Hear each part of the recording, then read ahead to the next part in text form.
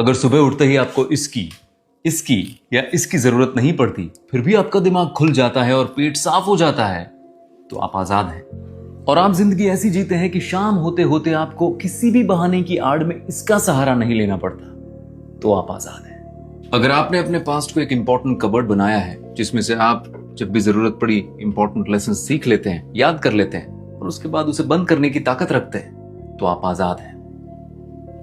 अगर किसी बात को या किसी कमेंट को आप पर्सनली नहीं लेते हैं, सिचुएशन को समझते हैं, इतनी बुद्धि है, तो आप आजाद हैं। अगर आप लस्ट से आजादी पा चुके हैं, स्थिरता मेंटेन कर पाते हैं किसी भी वातावरण में, आपको पता है आप क्या कर रहे हैं, इतनी क्लैरिटी है, आप आजाद हैं। देश मेरे और आपसे बनता है। अगर हम खुद के खिलाफ हो गए तो हमें कोई नहीं बचा सकता। अगर देश के लोग देश के खिलाफ हो गए तो देश को कोई नहीं बचा सकता। भारत चाइना और पाकिस्तान से लड़ लेगा, लेकिन अगर भारत के अंदर देश विरोधी लोग आ गए तो दीमक की तरह देश को खत्म कर देंगे।